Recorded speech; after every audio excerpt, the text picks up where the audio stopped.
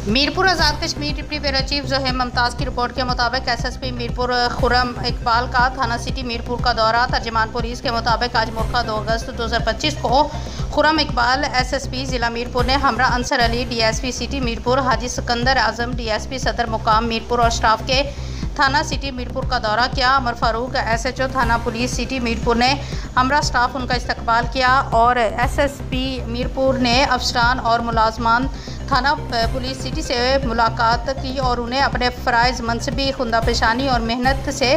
सरअंजाम देने की हदायत दी। बादशाह थाना का मुकम्मल विज़िट किया और एसएचओ थाना के ऑफिस की हालिया किराए की तज़ीन और आराइश का जायज़ा लिया और थाना की पुरानी इमारत होने के बावजूद अच्छी सफाई सुथराई रखने पर भी शाबाश दी और हदायत देते हुए कहा कि थाना सिटी मीरपुर जहां अवामुल नास की जान माल की हिफाजत के लिए दिन रात कोशा है, वहीं थाने पर आने वाले साइलिन के साथ अच्छा बर्ताव रखते हुए